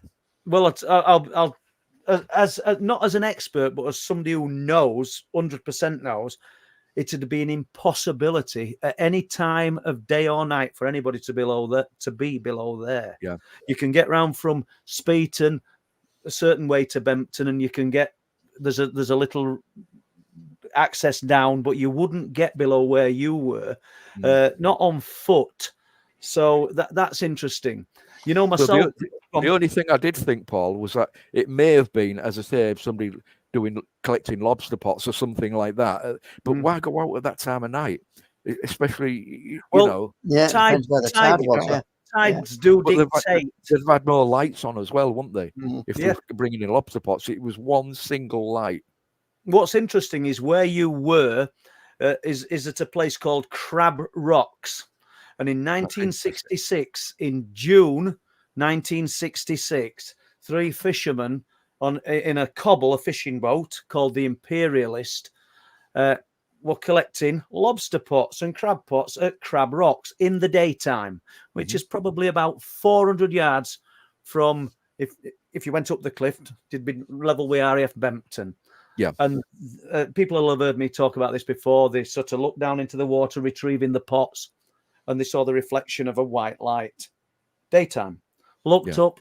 There's a sphere of white light just above their heads, not miles in sky. Football sized. Well, do I know it was football sized? Because I spoke to one of the fishermen who was really old at the time. When I spoke to him, and he Flamborough guy, and he said, I said, how big was it? And he said, 30 ball. Yeah. What? Football, 30 ball size. And so, and he said it literally as fast as they'd fixed on it, it had flown away. What's interesting is when they got back to shore, there were men waiting to talk to them. How's that happen? How does that work? How did they know? No radios. 1966. Yeah. Fishing at Flamborough. Anybody who's ever been to Flamborough Head, North Landing, if you go there now in 2023, it's still pretty desolate. Fabulous place in summer, but 1966. So you were at Crab Rocks. I know from where you've said. So it's an interesting one, that. So there you go. But you know what I did want to do, because I know well, there's only about 20 minutes or so left, something like that. What I did want to do was just give you an idea, because the book as well is actually full of images. I just wanted to show, if possible, which I think Les has got them, some of the images that are actually in the book. Some of the sightings. We'll put the first one on now, Chris. Okay. Well, that was actually taken. It was by visitors holiday in the English Channel area, and you can see here that, well, somebody basically said it's a UFO. It's the origin of it is unknown. Where it came from, etc., is completely unknown. But it does act as you would expect a UFO to react. Some people have said it's a drone. But what size is it? If it's a drone, it's absolutely massive. When you look at the first image on the left there, you know, it's clearly it's quite a distance away. But when you zoom into it, and you can see that. I mean, obviously, I'm scaling it here next to the mountains or the hills in the background, whatever they are. You know, it's massive, absolutely massive. And this is like a square shaped device. So that's the kind of image that is in there. If you go to the next one, Les. Yeah, that's up. Yep. Okay, so this again is a similar image to the first one, but this one, this mysterious black square, it was filmed over Conyers in Georgia, USA. Again, though, look at it; it's very, very similar to the English Channel one that I've just shown. Again, so if it's a drone, what is it doing up there? It's clearly massive, whatever it is, you know. Why we're seeing the same thing in the English Channel and Georgia in America. Do you know, Chris, if the people who've got any of these photographs actually saw it at the time of taking the photograph? Yes, they did, mate. That's why they took the photographs. Right. Okay. Because sometimes people take a photograph and say, "Oh, look what I found. I didn't see it at the time." Yeah, absolutely. Yeah, that's seems to be about a 50-50 occurrence, that really, doesn't it? Yeah. It's fascinating, and nobody expects an house brick to fly, do they? That's Exactly. the shape of it. I mean, what kind of technology are they using to put up an aircraft that appears to be square with no wings to fly on to hold it up there? It's actually stationary as well. Right then, just to The throw it out technology. there, are we actually looking at an aircraft? Are we looking into another world? Are we looking at an opening into something else? Yeah, has it got to be a craft? When was this picture taken? Do you know, Chris? I think the article that I've got is from. Let me think. It said it's as large as a 727. It moved against the wind. And I think the English Channel one, I think, was 2022. I think this was 2019. Yeah. Okay. I mean, it surprises me in a way because you get, when people see these things, they actually take more video than they do photography. Yeah. So they'll just put on video. And so I'm wondering if these are stills from a part of a video, even. Because a video would be interesting if it certainly would. If the claim was that it was just stationary in the sky. Well, some of these which are in the book, and there's quite a few pictures in the book, there are links all the way through the book, so you can track these down yourself and you can look at them. I'm sorry I ain't got the links with me right now, but people can check these themselves and they can go and check the reports online.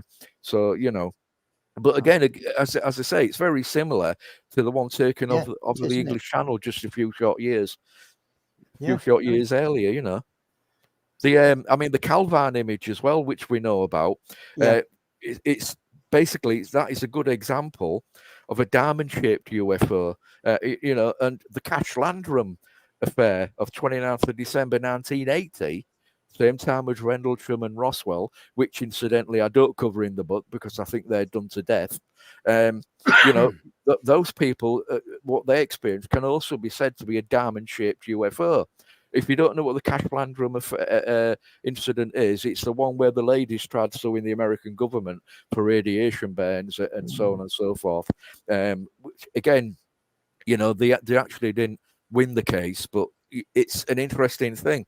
But if you go to image 3, Les. So image 3. Again, this is the famous Alan Godfrey drawing, which, again, roundabout, if I remember, I can't remember the exact date, and it went about 1980 again. It was 1980. I think it was November 1980. That's right, mate. It was just a few months after they found the body of what was his name, Adamski, whatever they call him. On the call heap. But again, this again is to me, it's a clear diamond-shaped object. So why are we seeing diamonds? Why are we seeing orbs? Why are we seeing all these different things? It's a fascinating topic, mate. It really is. It's a fabulous sketch, that. But I just need to jump away from the sketch because I just want to just mention a few people, and I can see Steve Stockton's in. Thanks for support, Steve. Among the missing, I see Rev's come in, and I know he's been busy, so we've not seen much of him in the last few weeks. And there's Alison in. Enigma, Rivington Pike Beast, all great people. Not detracting from what you're saying there, Chris, but Vincent Tomlinson, there's Arkan. There's going to be names that I've missed here, but Martin Abbas, great support. So thank you. And Pendle Hill UFOs, there's a great podcast there. So the Alan Godfrey one, Chris, that's a fascinating one. That one 1980, weren't it? Yeah, that's right. The actual craft reminds me. There's I think it was covered by, I'm not sure if it was Yorkshire UFO Society, you might remember, but there were a lady called Leslie Buttle who still lives in Bridlington and two other workers. Yeah. And they were working at the, it became Britax, the Britax factory in Bessinby, but I think it was called PMG, something PMG back in the day in 1977. And they were cleaners and they were going to the factory. And so we've got this craft up, this object that you're showing us now, and they were walking to work early evening, getting dark, and there's some allotments at the side of the factory. I'll keep it brief because I know we've only got 15 minutes or so left. And they see a cloud, stationary cloud, and they're looking at it. They're fixed on it because it's interesting, and it dissipates. And there's an object similar to what is in Alan Godfrey's drawing. I would have said that if we can perceive them as windows round the outside, I'd have said it were more central. Mm-hmm. And it's spinning. Only the top and the bottom are spinning, and they start to feel sick and they start to feel nauseous. And a green tube drops down from it, and it's picking things up from the allotments. Literally picking. It's like a Hoover, but no noise. They go back into the factory. All the machinery stopped in the Britax factory, which is kind of fascinating. When they tell people what they've seen, she said everybody laughed at them. Myself and Chris Turner filmed Leslie. She was kind enough to give us the full account a few years ago. And she said that they felt sick, they felt ill, all their hairs were standing up on end. It was sort of some kind of prickly heat type thing. The watches had stopped. I think she said the watches stopped at 10 to 5. The clocking in clock stopped in the factory. So fascinating case. It's just prompted me, Chris. Sorry for butting in there. No, that's absolutely fine, because what we're doing is sharing information, Paul. That is absolutely fine, mate. Not a problem. And she also said that the officials came from somewhere to the town hall on a Sunday, and they got access. They found the allotment number and they got keys, and they went onto the allotment and they were doing tests with what she believed. She said they looked like metal detectors. It sounds like they were using Geiger counters. So an interesting case. Not necessarily, I've covered it, but ufologists before me have covered it as well. I'm not sure. I'll tell you another interesting one. None of the ufologists before myself spoke to the witnesses. Which is sad, really, isn't it? You know, just like the Silfo case. I'm sorry, Les, I know you got a picture up, so we're going that. Myself and Les were the first people to go to Silfo Moor and knock on doors and ask about the Silfo saucer. Right, we'll jump to that picture, Chris. Well, basically, this is image 4, but I've got a written report by Knoxville News Central reporter Carson Brewer, and this is from 1957, and it tells the story of Everett Orain Clark, who witnessed an egg-shaped craft on the ground in a cow pasture. And he claimed to have witnessed 2 females and 2 males who appeared to be human-like individuals with the spaceship at dawn that very day. And at the time of the incident, Everett was only 12 years old and he was described as a chunky blonde-haired boy. His report caused quite a stir at the time, says a New Sentinel article, and the reporter and photographer travelled to interview the witness at his school to gather information for that report. But those kind of things are going right through my book. But what you're looking at is another diamond-shaped unidentified flying object, which was filmed flying in the sky above Medellin in Colombia on the 9th of April, 2022. And unfortunately, that's all I've got right now of that actual that report on that image. But again, it's showing that all these different kinds of shapes and these different things that are associated, that I've covered in the book, they're still going on. We're still seeing them. And it's difficult to, Chris, isn't it? Because obviously this is the only image you've got, and there's no reference points. We don't know. I don't know. We could I'm not saying it's fake, by the way, but we could replicate that probably, and we could do. And that's the dilemma that you're going to get skeptically minded people saying, how do we know what Chris Evers is saying is correct? How do we know what Paul Sinclair's saying is correct? Answer is, people, you don't know. We've ultimately got to rely on the integrity of the people who are relaying that information to us. And it's difficult, Sorry, Paul, I was just going to say that I do give some opinions in the book as you go through as to what I think some people are telling is the truth or not the truth. But, it's, again, like you've just pointed out, if we were there and we were stood next to these people while they are witnessing, or taking these images, it would make our job a hell of a lot easier, and we could sort the wheat from the chaff, and we could keep the wheat and put our arguments forward that yes, it is this, we are being visited, and yes, it is this, they're coming from under the sea, yes, it is this, they're coming through portals or whatever. It's all makes our job more interesting and it's more satisfying as an investigator as well to actually get a truthful account. Yeah, without a doubt.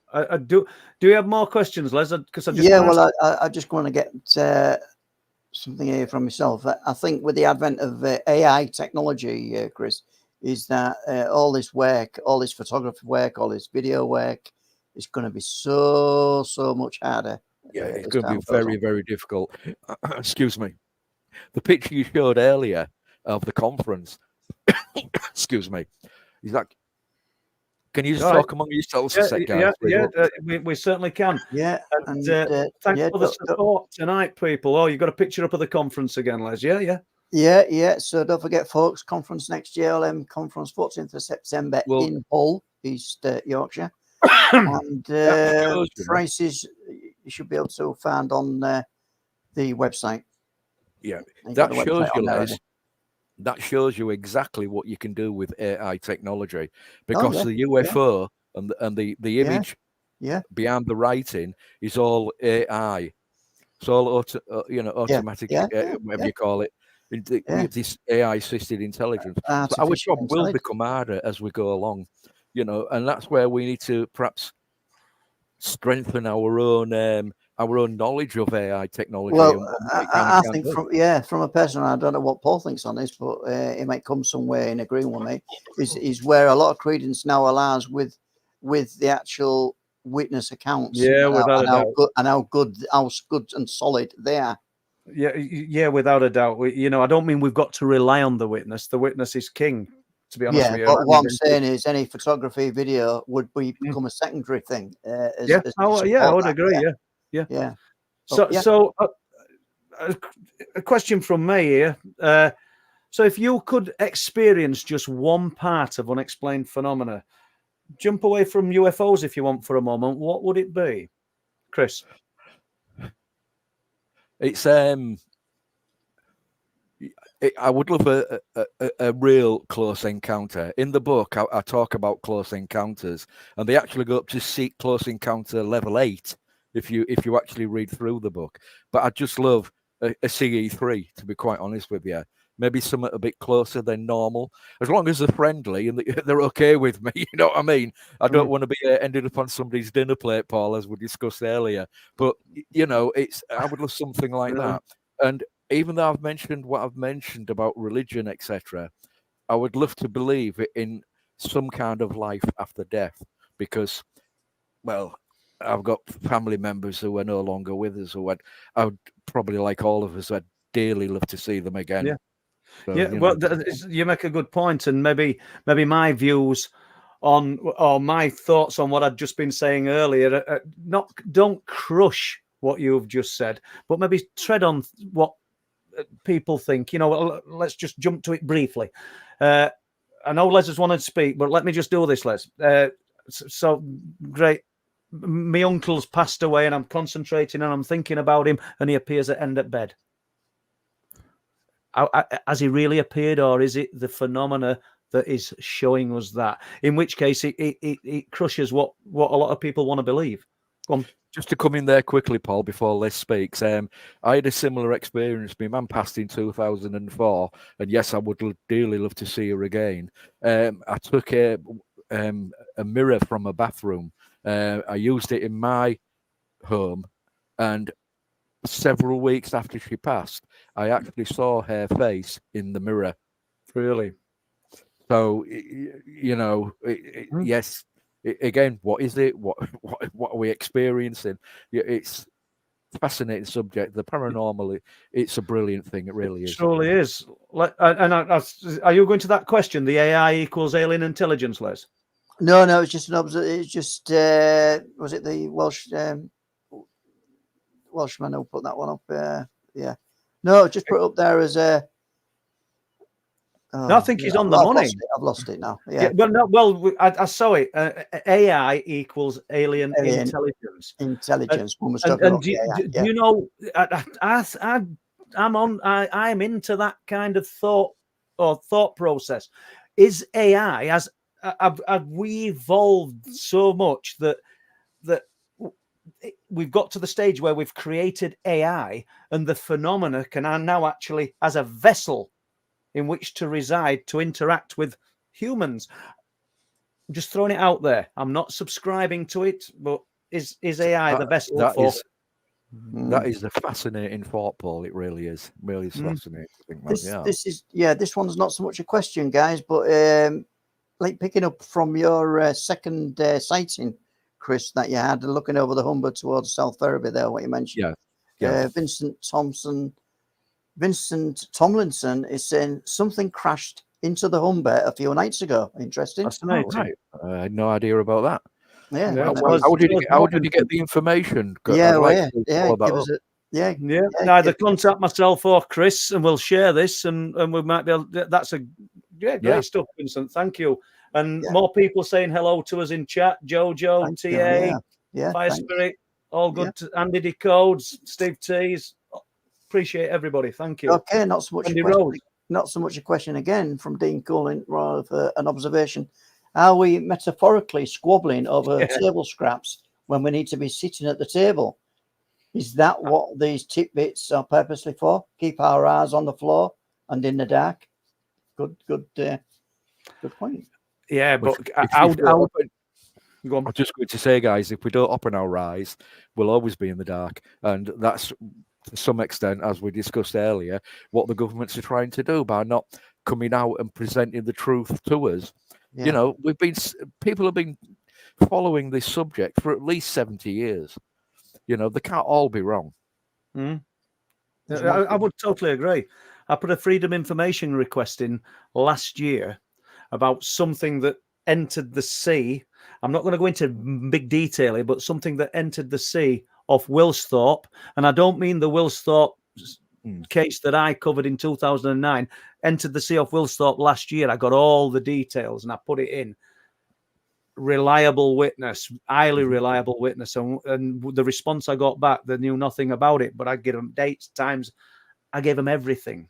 So I was being lied to. I'm absolutely certain. You know, but anyway. I'm conscious of the time now, guys. And I really want to get, I've got a question to save for the very end, but I want to get this one in from Paul Askoff. Welcome, if you're still with us, Paul, on the Hi, stream. Paul. Yeah, does Paul believe that thought is energy and can therefore be influenced and read?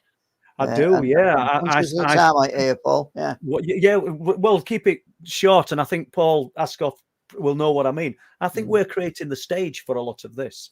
UFO, we've said it, repetitive, and I'll end. UFO researchers see UFOs, ghost hunters see ghosts. We're creating the stage. It's interesting that it's asked if it can be read. Just as nothing to do with this actual question, really, but they have developed a device, I think it's in Japan, that allegedly can record your dreams and then play them back to you. Fabulous. So think about that. Yeah, it's a bit frightening, really, isn't it? Yeah, I mean, the hidden technology that we don't know anything about and probably won't know for the next 50 years, it would be truly astounding, wouldn't it? Right, so let's have a look then. Right, so we've got this one from Keith Ladd. Do you think any well-known figures could be alien hybrids? And he's put in Elon Musk does it for him. Yeah. Hybrids. I think some of the comments he comes out with are alien. That's all I'm going to say. I don't want to be sued. No, we don't want to be. Who can say? I don't know, Keith. Alien hybrids. If we just stick to that general thing, yeah. I didn't address Keith's. Well, is there such a thing? Do you think as alien hybrids? That's the thing. Regarding have always tagged on at the end. I don't know. Maybe people think they are. But once again, is that some part of this ultra intelligence, this exotic science, planting these things into people's heads to steer them in that direction? I don't know. Okay, well, I'm going to take that one off screen because I want to really do end with this one from Dragon Wolf Welsh Rebel, what does Chris think the end game is? So the end of the show, question for you, Chris. Excellent what do you think question. the end game is?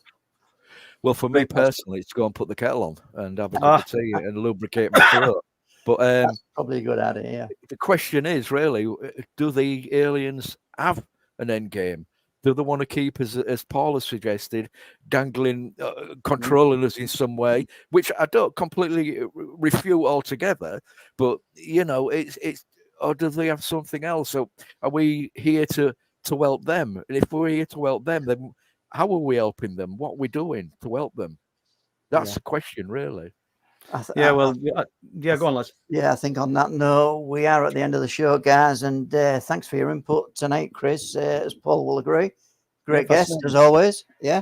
And I've just got to end by saying thanks for all the monetary donations tonight. I'll just mention Jojo, Danny Egan, Martin Abbas, and TA, and thanks for all the support and all the support that you give us on the stream, and some brilliant questions in tonight.